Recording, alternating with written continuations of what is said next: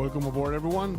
A new session of Charting Across the Board. Today is February 19th of 2025. Thank you for those who are watching this live, or if you're watching this later, please pay attention to the levels we are going to navigate on this micro analysis for the S&P 500 that has been in the radar for over 2 years. However, there are key levels I want to present and to pay close attention to the levels we are currently in the price action for the S&P 500. This is a S&P 500 futures, the ES, on the monthly time frame, the macro, as the legends of the past called the primary trend by Charles Dow, Garley, Wyckoff, Elliott, Gann, among other market technicians from the past. We're analyzing the macro levels, the primary trend that normally is perceived on the weekly and the monthly. And as you guys know, primary trends are the one that define the major moves, correct?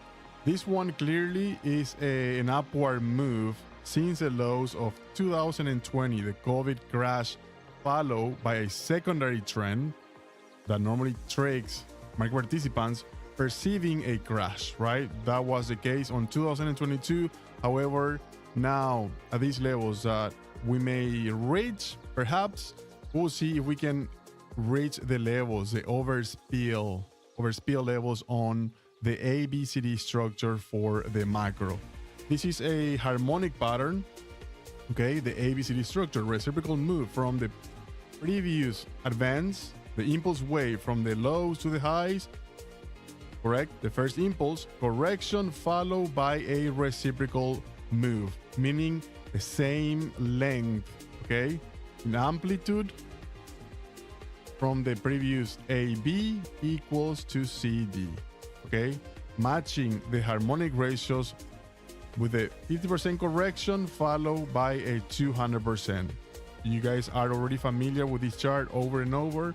We navigated the levels, the key zones that we might reach. Okay, we have been achieving these levels. However, it's very important to know that this chart is on the macro. So therefore, it takes time either to complete or to turn, okay? To follow, in this case, from the leg C to the D. So where is the S&P 500 sitting? I'm gonna I'm gonna lower my soundtrack. Hopefully it's not too loud. Okay, here we go. Where is the S&P 500? When is a major crash? Everybody in 2002 was talking. Not there, not here at least yet, okay? However, remember our periods of risk of 2025 and 2026. We have not been postponing our macro analysis since 2022, okay? Only to make very clear, because to me, this is very important to really know where we are on the S&P 500. Again, projections December the 5th of 2022. This is a key level that I would like to present and to know here, because from the lows, okay, we have the projections from the 50% correction from the A to the B, correction to the C leg before the reciprocal ratio of the AB equals CD, okay? Where did we achieve those levels? At 61.62. That has been the all-time highs on the futures market. But please pay attention to this range. This one was also marked since 2022 at 63.55 as an overspill, an overthrown, okay? Potentially a session high that normally culminates as a wick or an upper shadow on the candlestick, okay? That can be the case, okay? So moving into the current price action for the S&P 500, we can observe and be aware that 63.55 or even 64 can be potentially as a level before this market turns, okay? How deep will the correction be? We will see that later. But for now, let's focus on the macro. Moving from the macro, I would like to move also from the macro to the micro. What are the levels, confluence that we may look into the daily and the 4-hour that can take us to those levels, the overspill, okay, at 63.55 or 64. Okay, please again note that those same levels was already a target, a projection basically since 2022, December the 5th. Okay, that was the zone. We have not changed. We have not made any other argument suggesting that the periods of risk of 2025 and 2026 were the levels to achieve potentially these levels. And now that we're here, we have been here basically since last year. There has been turning points in the market at the highs, okay? Always remaining cautiously optimistic, knowing the potential reversal point on the macro, okay? So moving into the current chart, based on that projection since 2022, this is where we are as of now. We have achieved the 61.62. That was one of the levels, okay? One of the levels. Therefore, we have been executing positions on the micro, meaning from the monthly, of course. A daily time frame or a 4-hour time frame may be smaller comparing to this macro chart, okay? However, the same approach is presented on the harmonic framework, okay? So knowing that we have potentially an overspill to 63.55, I then move where normally on the daily time frame. The daily time frame is the one that will give me an argument as to how high can this market go. Okay. Here within this segment of the move, we also had previously, okay, a bearish deep grab pattern, okay, from this segment of the move, from the previous July highs. That was a previous correction of 10%, okay. From the highs to the lows, we compute those harmonic ratios. And what was the level of resistance since pretty much December last year, okay? Nearly 2 months actually, today or yesterday was 2 months that we are within the same range. But what are the levels that the S&P potentially could achieve? As we can observe here, we achieved certainly the turning point. We mentioned this is potentially a type 1 and type 2. However, there are levels that are now breaking or going higher than the 45-degree angle. This is also another segment within the harmonic framework from Scott Carney's book, okay, for type 1 and type 2, suggesting that a 45-degree angle, the reactive move, is normally a normal reaction, okay? However, if the angle is 30 to 60 or 30 degrees, the correction may be steep or steeper, a deeper decline if that's the case. However, now we are above the 40-degree angle, potentially testing the previous high. That can be the case. Nevertheless, which one are the levels, the harmonic ratios that I'm looking currently? Members in the room already are aware of the 1.90. We mentioned this only in the event if prices go higher. We do know that deep grab patterns, understanding that the B points on the harmonic ratios that sit at the 0.886 in this case, okay, let's be very clear here. Normally from the X to the A, we have a B point at the 0.886, correction to the C. So therefore we can compute that C to the D that has indeed manifested. Turning point, ideally a type 2. Can this be the case? Let's see if we go to where? To the complementary ratio of the 1.618, the golden mean. For those of you unfamiliar, the complementary ratio of the golden section, golden mean, the 0.618, is the 1.90. Can there be an argument to go to those levels? Absolutely, that can be the case. After the resistance here found at the type 1, the first reactive move, first decline, prior to constructing another type 2, or also known as the harmonic optimal price, the HOP. The HOP for this deep grab pattern, W formation, deep extension in this case, can potentially, if prices, okay, if prices continues to navigate higher are the 1.90, where 6283 overspill, okay, to where the same levels, 6355. That will be an argument again for a lower risk, potentially higher reward opportunity if we go to those levels. That will be one argument, okay? On the macro, once again, we have our major ABCD since 2022. Go and check other channels if they have the same projection since then, okay?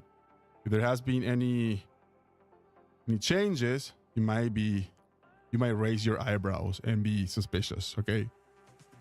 Anyways, daily time frame, okay? Once again, confluence at the 1.90 potentially. Why? Because we do know within the harmonic framework the 1.90 is a complementary ratio of the 1.618, okay?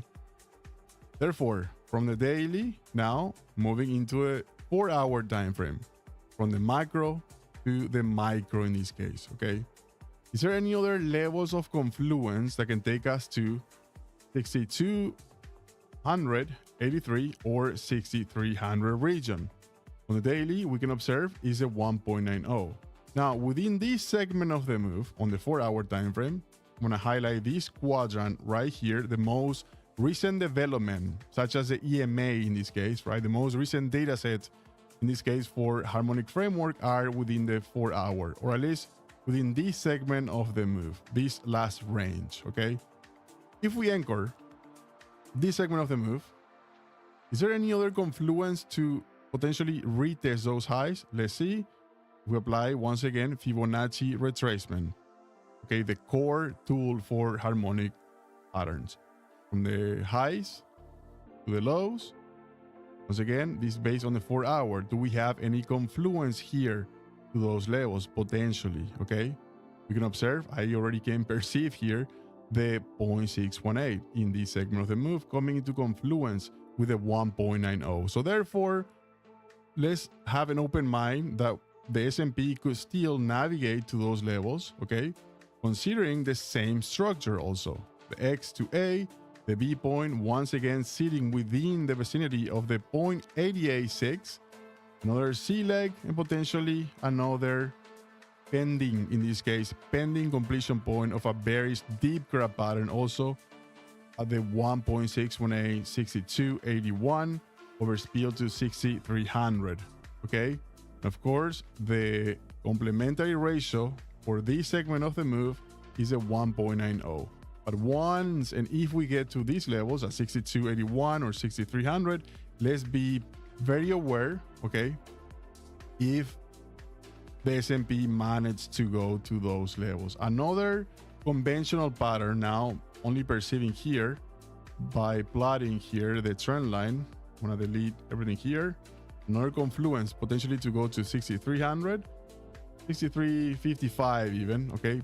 Keep those levels in mind because those are the levels that has been also within the chart of 2022 from the macro range, okay? That is indeed a level that the S&P could still potentially achieve. And from there on, I would hang my towel or my towel as a trader and let the market dictate what the next move will be, okay? I'm planning to retire and move into the trenches. Apparently, the meme coin has been the new thing. Jokes aside, I would never move into a gambling activity that is completely nonsense in my opinion, okay? I'm only joking, guys. The technical proposition, we love the technicals, we respect them, we follow the work from the legends of the past. At least I have a passion. I'm not sure about you. I should not talk about anybody else, but this is a serious business, okay? A serious endeavor to take it as a gambling activity, okay? Anyways, I have a little resentment into that activity. The meme coin are completely BS. But anyways, moving into the current chart. If you are into the meme coins, good luck. Go and try to apply technical analysis on those memes, okay? The new ones at least. I believe there is a new one. Portnoy released his new meme coin yesterday, and I'm getting disappointed over and over and over. Anyways, again, those levels 63 in the event. Okay, do I know for sure? As I said before, please don't get mad at me or don't get pissed. I do believe for certain that nobody knows what the market will do next. Did I know we would come here?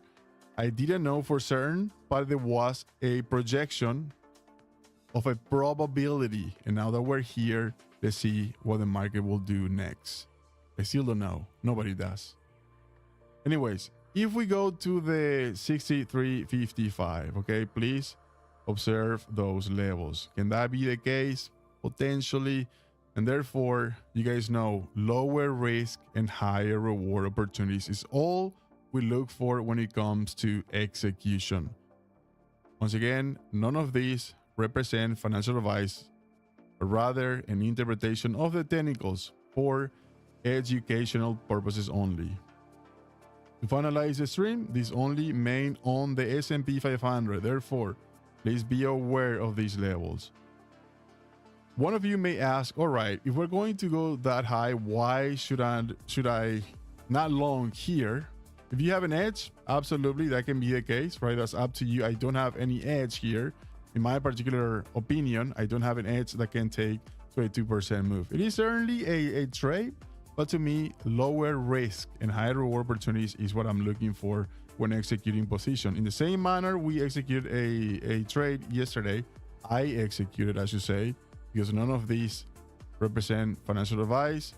That was the levels we were looking at, the 0.8886. Did we know what's going to bounce from there? No, but that was a level for a lower risk, potentially higher reward opportunity that as of now, we did know what levels the bulls needed to hold. And as of now, okay, they are being respecting, or they has been respecting. Okay, so in the same manner on the S&P, that can be another level, 6281, okay, 6300 overspill, all the way to the 1.90 for the main overspill level of the monthly time frame. Therefore, March remains as a key month for 2025.